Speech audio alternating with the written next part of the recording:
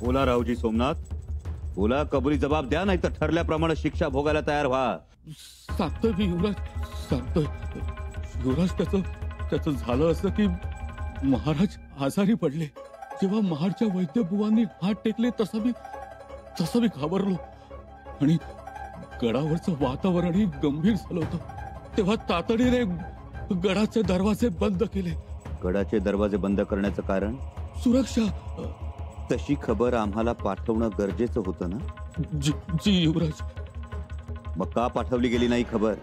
कसं युवराज, खबरेचा खलिता कोणाच्याही हातात पडला असता म्हणून खबर नाही पाठवली. एवढी काळजी घेत होता? उत्तम. मग पेशवे मोरोपंत, अनाजीपंत एवढ्या दूरवरून वेळेत गडावर पोहोचले ते कसे? का तुम्ही दृष्टांत दिला होता त्यासनी?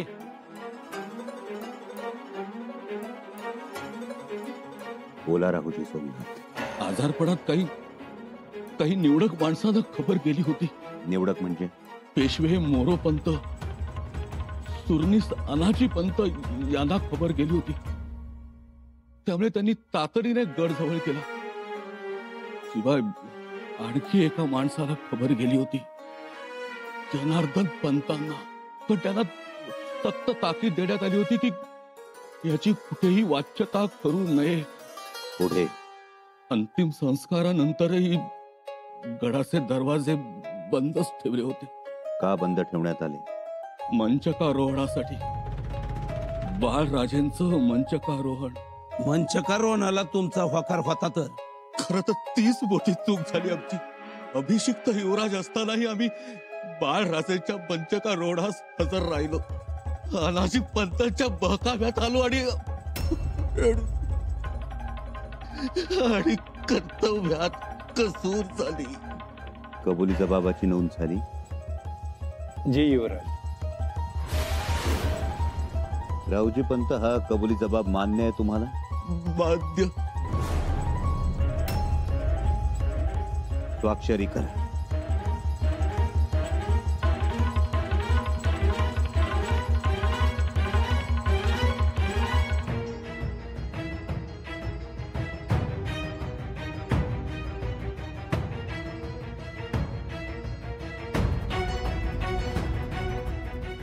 बोला. आग्र्यात ताजमहालासमोर स्वामी निष्ठेचा अभेद्य गगनचुंबी मनोरा उभे करणारे हिरोजी फर्जंद. बोला. खरं सांगायचं तर तुम्ही पन्हाळ्यावर दाखल झालात तेव्हापासूनच तुमच्यावर नजर ठेवली होती. नजर ठेवण्याचं कारण? कारण अहो, महाराजांनंतर खरा मान तुमचा. पण आज निष्ठेला तिष्ठत बसावं लागतं आणि सच्च्या माणसाला फितुरांना मुजरा करावा लागतं. माझ्या मनात ईश घोळत राहिलं. पुढं महाराज आजारी असल्याची खबर ती तर दडवलीच, पण सांत्वनासाठी पन्हाळ्यावर आलो. पण ते सांत्वन तुम्हाला गाफील ठेवण्यासाठी होतं. आणि सुरनीस पेशव्यासनी कैद होताच मी स्वतःचा जीव वाचवण्यासाठी फरार झालो. खजिना घेऊन? ते बी चुकलंच. एवढंच नाही, मी दोनदा खोटं बोललो. महाराजांनी शेवटच्या घटकेला तुमचं नाव घेतलं नाही. पण युवराज, तुमच्याबद्दल माझ्या मनात पाप नव्हतं. मी तुम्हाला लय मानत होतो. पण या सुरनीसाने माझा बुद्धिभेद केला. मी आज चांडाळाने बी तो करून घेतला. माझं चुकलं. मला गुन्हा कबूल. कबुली जबाबावर यांची स्वाक्षरी.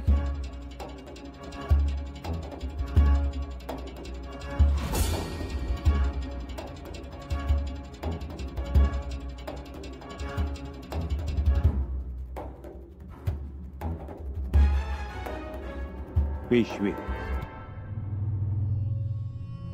दौलतीचे पेशवे, ज्यांचा दरारा विजापूरच्या गोल घुमटात निनादला, ज्यांचा दरारा विजापूरच्या दरबारात सन्मानानं फिरून आला, तोच दरारा तोऱ्यांमध्ये जखडला गेलेला पाहवत नव्हता आम्हाला. म्हणून मोकळं केलं. पंत काय करून बसलात हे? बोला काका, असे का वागलात? युवराज, काय बोलू? मोरोपंत पेशवे, सफाई द्यावी लागेल. बोला. युवराज, आम्ही सुरुवातीला विरोधच केला. महाराजांची खबर तुम्हाला द्यावी म्हणून या मंडळींना 4 खडे बोलही सुनावले आम्ही. बाळराजेंच्या मंचकार होण्यासही आम्ही विरोध केला. पण आम्ही विरोधात जातोय हे बघून आमच्या वाड्यावर चौक्या पहारे बसवण्याची, आम्हाला जेरबंद करण्याची धमकी दिली गेली. मग वारा फिरतोय असं पाहून पगडी फिरवली, बरोबर का? कोणी दबाव टाकला? अनाजी पंतांनी.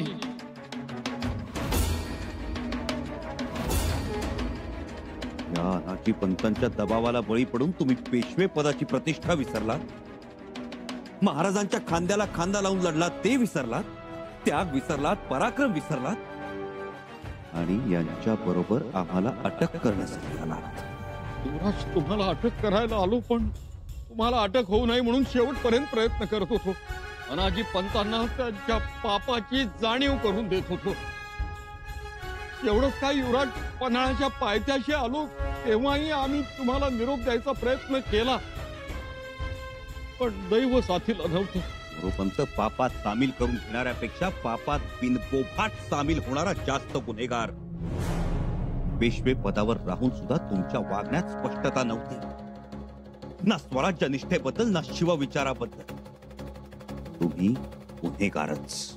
ओ युवराज, आम्ही गुन्हेगारच.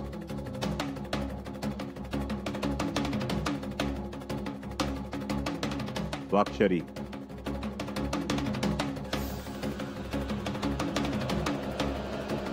युवराज, युवराज, आमच्या कबुली जबाबापेक्षा आम्हाला तोफेच्या तोंडी द्या. युवराज, हा रोजचा अपमान नाही सहन होता मला. खरं तर महाराजांच्या माघारी असं घडायला नको होतं, पण घडलं. कलंक लागला युवराज.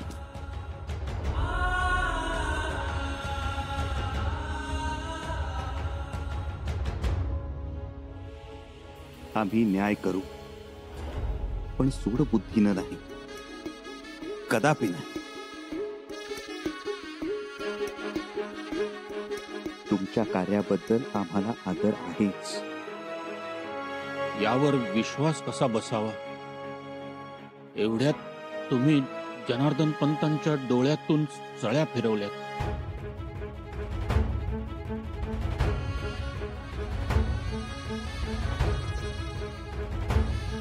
कविराज,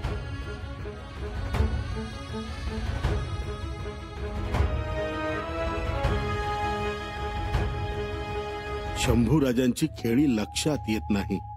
आम्ही एवढे तयार, पण बाजू पलटवली. आता काहीतरी करायला पाहिजे.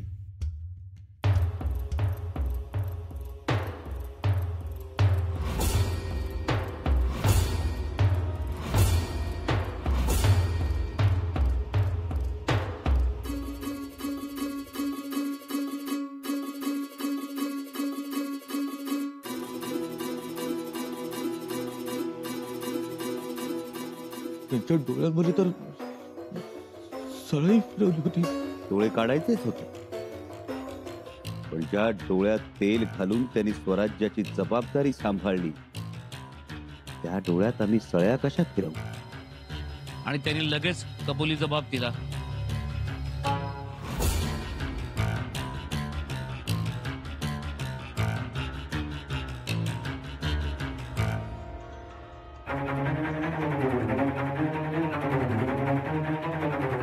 बाळाजी पंत, वाचून दाखवा. मी अनाजी पंतांच्या धाक दपटशाला बळी पडलो, सत्याची साथ सोडली, जे करायला नको होतं ते केलं. हे तलवारीच्या धारेवर धरून लिहून घेतला हा कबुली जबाब.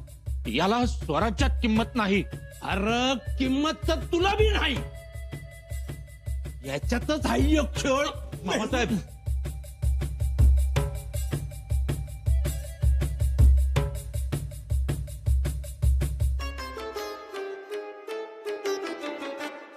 सोमाजी दत्तो, आता तुम्ही तलवारीच्या धारेवर नाही ना?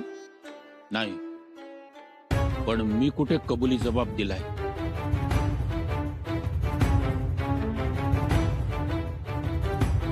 तुमच्याकडे कबुली जबाब मागितलाय कोण?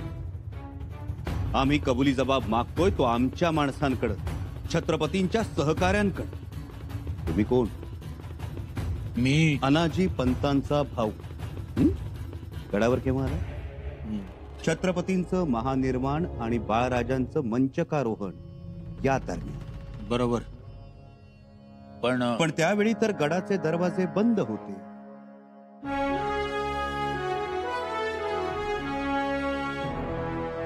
होते ना राहुजी सोमनाथ? याचे दोन अर्थ निघू शकतात. एक म्हणजे किल्लेदारांनी नियम डावलून या बाहेरच्या माणसाला संवेदनशील काळात रायगडावर प्रवेश दिला. आणि दोन, कोणतंही जबाबदारीचं पद नसताना या बाहेरच्या माणसानं संवेदनशील काळात स्वराज्याच्या राजधानीत घुसखोरी केली. युवराज, हे अपराध नाही, मोठा गुन्हा आहे. हो, पण दादाने मला बोलावून घेतलं म्हणून मी आलो. म्हणजे सुरनिसांच्या संमतीमुळे हा माणूस स्वराज्याच्या राजधानीत घुसखोरी करण्यास धजावला. शिवाय अष्टप्रधान नसताना यानं पुण्यवंत सत्रेवर प्रवेश केला. प्रल्हाद पंत हा गुन्हा होऊ शकतो? जी युवराज. हिरोजी काका आम्हाला एक सांग, ज्या बैठकीत आमच्या अटकेचे आदेश निघाले त्या बैठकीला सोमाजी दत्तो हजर होते? जी युवराज, सोमाजी होत. बाळाजी पंतांनी नकार दिल्यावर खलिता त्यांच्या मुलाकडून लिहून घ्यायची शक्कल बी ह्यांचीच. सोबाळ केलं ह्यानं. याचाच अर्थ स्वराज्यात घुसखोरी करून अष्टप्रधानांवर दबाव टाकून या बाहेरच्या माणसानं स्वराज्याच्या अभिषिक्त युवराजा विरोधात कट रचला. म्हणजे हा शत्रूचा हस्तकही असू शकतो. काय प्रल्हाद पंत? जी. मग अशा शत्रूच्या हेरगिरी करणाऱ्या, स्वराज्यात अराजक माजवणाऱ्या माणसाला आपण कुठली शिक्षा देऊ शकतो? शिरच्छेद. काय? पण मी हे सगळं दादाच्या सांगण्यावरनं केलं. म्हणजे दादानी सांगितलं अष्टप्रधान मंडळाला मदत. काय केलं सोमाजी दत्तो? काय केलं? मानेवर तलवार नसताना कबुली जबाब देत आहे. दिला कबुली जबाब. चिटणीस, स्वाक्षरी घ्या. आणि स्वाक्षरी करण्यासाठी चांगला साळलेला बोरू द्या यांना. दादा, अवाक्षर नाही, हस्ताक्षर. फक्त हस्ताक्षर. स्वाक्षरी.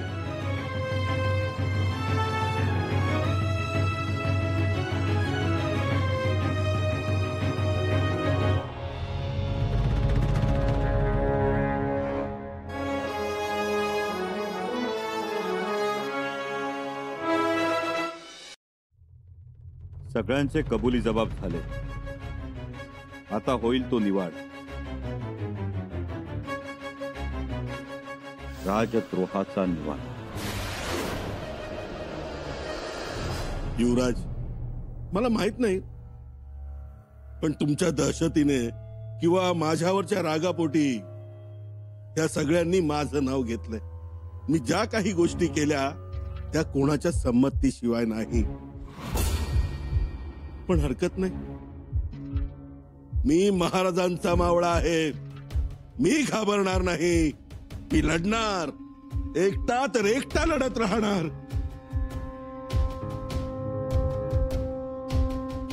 युवराज, माझी बाजू ऐकली जावी. अनाजी पंत, अनुमती आहे. माझ्यावर आरोप आहे की गडाचा दरवाजा बंद केल्याचा. हो, गडाचा दरवाजा बंद केला अराजक पसरू नये म्हणून.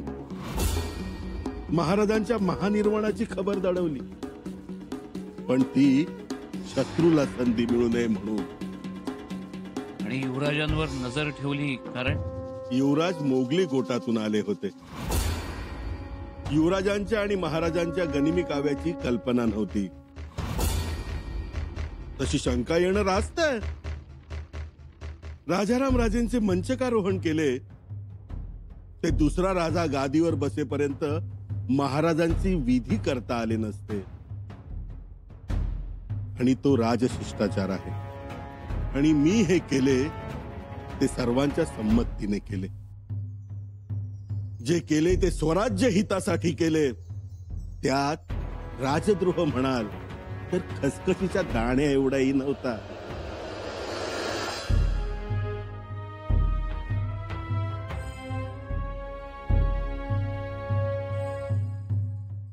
वा अनाजी पंत वा, किती बिनतोड मुद्दे आहेत तुमचे. पण हे पूर्ण सत्य नाही याची आम्हाला कल्पना आहे, तेवढीच तुम्हालाही आहे. कारण तुमच्या प्रत्येक कारणामाग एक दुराकारण दडलेलं आहे. अनाजी पंत, तुम्ही स्वराज्य हित राखलं असं म्हणता, पण तुम्ही जे केलं ते तुमच्या स्वार्थापोटी.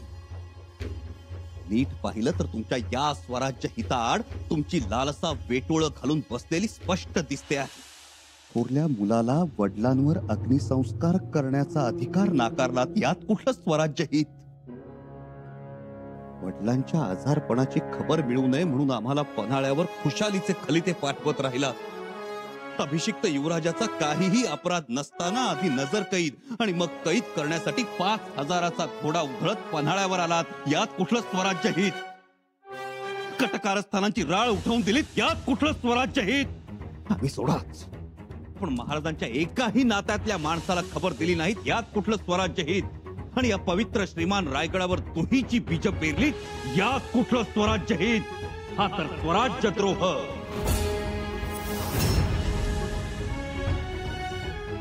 आणि याची शिक्षा तुम्हाला मिळणारच. युवराज, बास तानाजी पंत, आता तरी हा बेशरम दिमाग मस्तकावरून खाली उतरवा आणि सत्याला सामोरे जा. आरोप मान्य आहे. अनाजी पंत, आरोप मान्य आहे. मान्य आहे.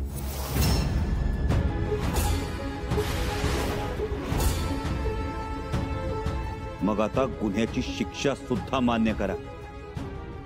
करा. हो युवराज. पण युवराज, एक विनंती. शिक्षा देताना याचाही विचार करावा. मी गादीवर शिवपुत्रास बसवले. प्रत्यक्षदर्शी लाभार्थी मी नाही. अनाजीपन, आप कहना क्या चाहते हो? युवराज, शिवाय तुमच्या अटकेचे आदेश हे माझ्या सही शिक्क्याचे नव्हते.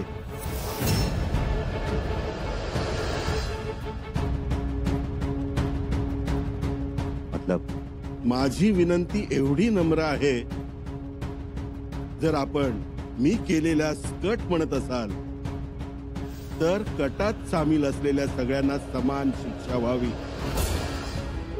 म्हणजे जी शिक्षा मला तीच सगळ्यांना. समजा आहे ती की इथंच सगळे इथे नाहीत. कोण राहिलं? एक महत्वाची व्यक्ती इथे हजर नाही. अनाजी पंत, तुमचा रोग कोणाकडे आहे? युवराज, आदेश देणाराही गुन्हेगार समजला जातो स्वराज्यात. पण तुम्ही सोयरा महाराणींचं नाव घेऊ इच्छिता? तसं समजावं. हे एक श्रीमान रायगडावरील सत्य आहे. राजमातोश्री, बस.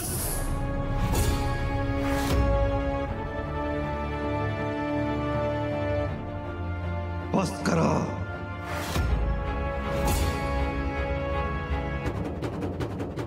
घेऊन जा यांना.